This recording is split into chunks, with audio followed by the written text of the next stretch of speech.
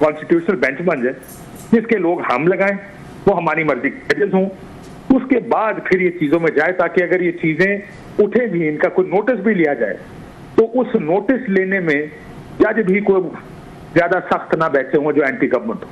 तो इसलिए पहली फेज में 26वीं तरमीम की गई, वो रास्ता रोका गया।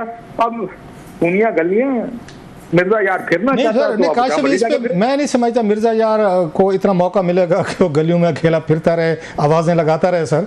क्योंकि आप देखें हुकूमत जो पैनिक में है, ये आप भी अपने प्रोग्राम में मैं देख रहा था, बड़ा खूबसूरत आपने थोड़ी देर पहले अपना प्रोग्राम आप कंडक्ट किया है उनके साथ, सलमान अकरम राजा साहब के साथ, मैं सुन रहा था उसको सारा।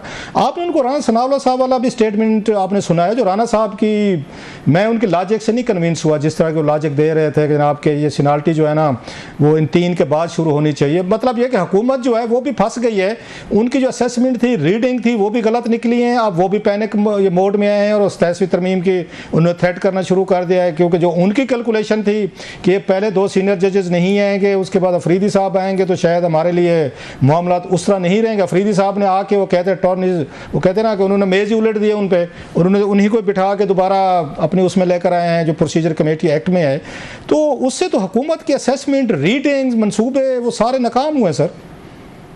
नहीं सर, लेकिन ये अगर मंसूर अली शाह और मुनीब अख्तर साहब आ गए हैं उस प्रैक्टिस एंड प्रोसीजर के तहत कमेटी में, तो क्या फर्क पड़ता है सर? बड़ा फर्क पड़ता है। मैं आपकी बात काट रहा हूँ काशिफ भाई, सॉरी फॉर दैट। वो भाई सबसे ज्यादा मेन अभी पटिशनें लगने वाली, अभी उन्होंने इलेक्शन कमीशन पे आज सलमान अकरम राय साहब ने आज तौहीन अदालत का केस डाल दिया है। उसके बाद उनका है इमरान खान साहब के केसेस हैं, पार्टी के केसेस हैं, फिर उसके बाद और बहुत सारी चीजें पीटीआई से रिलेटेड आनी है, उनके लोग जेलों में पड़े हुए हैं, और फैसला तो मेजॉरिटी से होता है सर।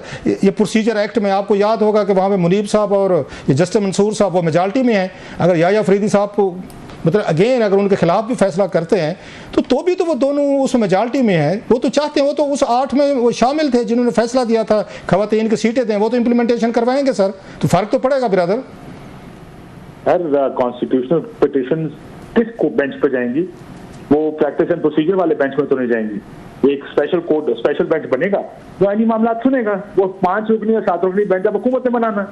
तो अब ये जो कमेटी है, आप ये कह रहे हैं, मैं आपकी सॉरी मैं आपसे समझने के लिए कह रहा हूँ, बड़ी अहम बात हो रही है आपकी। मतलब ये कि हुकूमत चाहे तो वो मतलब मेन जो टॉप के जजेस हैं, चीफ जस्टिस साहबान हूँ, 2 उसके बाद 2 सीनियर हैं, वो 4थे 5वें जज से उठाकर वो उनको कॉन्स्टिट्यूशनल बेंच का सरबराह बना सकती है। मैं अपने अंडरस्टैंडिंग के लिए पूछ रहा हूँ, मतलब ये है तरमीम में? ये तरमीम में तो नहीं है ये, लेकिन हुकूमत का प्लान तो यही है।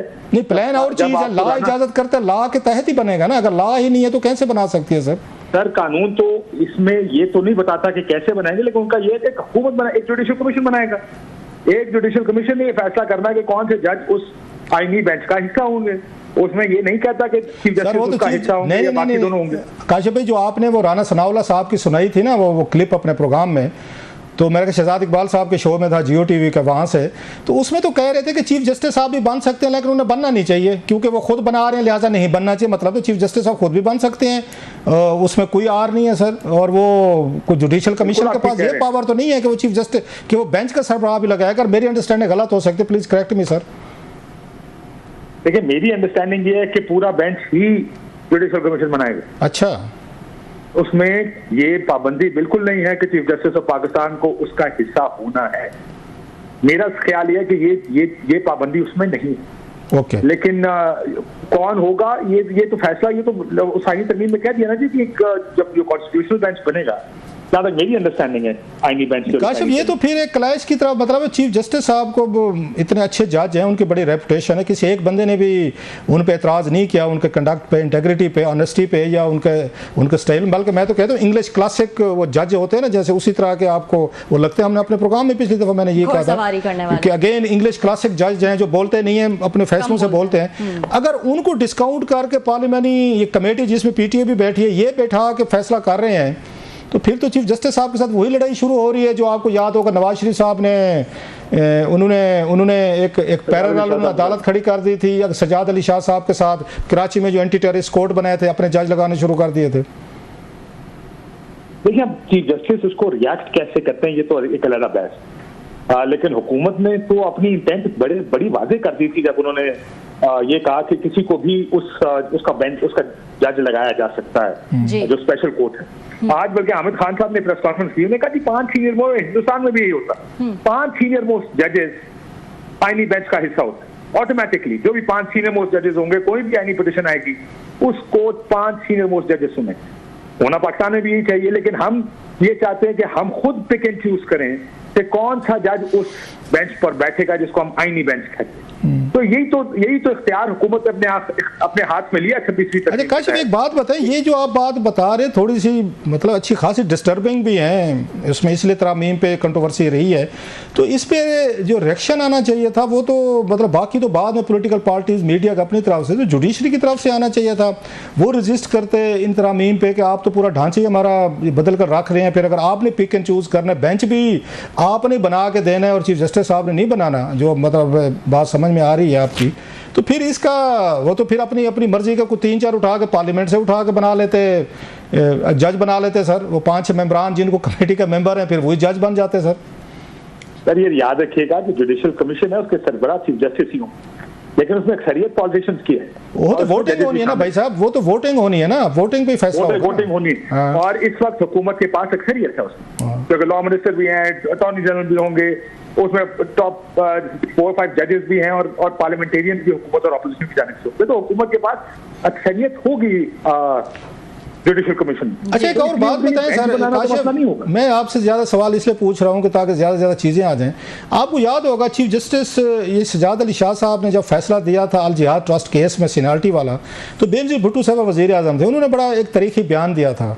उन्होंने जनाब ये जो फैसला किया है ना ये हमारे चीफ जस्टिस साहब, इन्होंने बेसिकली अपने खिलाफ ही फैसला दिया है कि ये तो जूनियर जज थे, बेनज़ीर भुट्टो साहब ने नीचे से उठा के इनको लगाया था। सो वही कुछ हुआ बाद में, 1-2 साल बाद फिर उनके खिलाफ बगावत हो गई थी, and he has to go, वो आपको पता है सारा, it's rest is the history. तो अब जब ये इन तरमीमों के खिलाफ जाएंगे सुप्रीम कोर्ट में पिटीशन लेके, पीटीआई वाले या सलमान अकबर राज साहब, हामिद खान साहब, जो भी हैं, तो ये फिर चीफ जस्टिस अब क्या करेंगे? वो तो इन्हीं तरमीम के तहत वो चीफ जस्टिस लगे हैं, इसी वजह से वो बेनिफिशरी हैं इसके। What will he do then? वो इनको स्क्रैप करेंगे और फिर वो दोबारा उसी पे चले जाएंगे अपनी तीसरी पोजीशन पे, और जस्टिस मंसूर शाह साहब को चीफ जस्टिस बना देंगे, क्योंकि पीटीआई तो कह रही है कि हम जाएंगे इन तरमीमों के खिलाफ, रोडों पर भी जाएंगे, उधर भी जाएंगे। तो ये क्या सिनेरियो बनता लग रहा है सर आपको? क्या फैसला देंगे वो फिर? तो मेरा नहीं ख्याल को कोई फैसला देंगे। मुझे लगता है कि अगर आप वो जो इजलास था, फुल कोर्ट इजलास हुआ, तो उसमें मंसूर अली शाह साहब भी शरीक हुए, मुनीब अख्तर साहब भी शरीक हुए। इसका मतलब क्या है? इसका मतलब ये है कि जो कुछ भी हुआ उसमें ये तमाम जज, किसी को प्रॉब्लम नहीं है जस्टिस याहिया अफरीदी साहब के जज बनने में। अब देखना ये है कि जस्टिस याहिया अफरीदी अपने आप को चलाते हैं, कौन से केसेस उठेंगे, किस तरह ये कंडक्ट करेंगे अपने आप को। अब ये तो वक्त बताएगा, इसका फैसला तो हम नहीं कर सकते। आज पहला दिन था, कल परसों तरसों देखते हैं क्या होगा। नहीं, क्या वो अपने खिलाफ फैसला देंगे? अपने खिलाफ ये फैसला देंगे? नहीं, अगर फैसला अपने खिलाफ देना होता तो बैठ लेते, रिफ्यूज कर लेते, इनकार कर देते, कहते मैं नहीं बनना चाहता। उसमें तो जो एक प्रॉब्लम आ गई है, फॉल्ट आ गया, उसमें तो यही था कि अगर कोई भी जज इनकार करता तो फिर टॉप 3 में से ही दूसरे जजेस को ये रिक्वेस्ट की ऑफर की जाएगी कि वो चीफ जस्टिस बने, इससे पहले कि वो अगर तीनों इनकार करेंगे तो आप चौथे नंबर पे। अच्छा लास्ट क्वेश्चन, हालांकि दिल बड़ा चाह रहा है, बड़ी आपसे खूबसूरत डिबेट हो रही है कि इसको कंटिन्यू करते, लेकिन हमारे प्रोग्राम का टाइम भी थोड़ा होता है। सर लास्टली बताइएगा, ये जो सलमान अकबर राजा साहब और फैसल चौधरी साहब और फवाद चौधरी साहब के दरमियान एक महाभारत जो लड़ी गई है, जिसकी आज सीज फायर इमरान खान साहब ने कराई है, आपका क्या ख्याल है कितने दिन तक ये रहेगी, इफेक्टिव रहेगी सर ये बॉर्डर क्लैशेस? देखिए दो साहब, वो अंग्रेजी की मिसाल है ना, when the cat is away the mice shall play। मसला ये तो लीडर अंदर है, तो बाहर तो अब कोई किसी को लीडर नहीं मानता। जब कोई किसी को लीडर नहीं मानता तो आपस में जाहिर है वो उसकी अथॉरिटी को चैलेंज करते हैं। और बात तो इस वक्त पार्टी का हिस्सा भी नहीं है, लेकिन फिर भी हर कोई दूसरे की अथॉरिटी और लीडरशिप क्वालिटीज को चैलेंज करता। आपने वो शेर अफजल मर्रत का बयान देखें, कभी कोई बोलता, कभी पीटीआई पे कोई बोलता, कभी फवाद है, कभी फैसल है।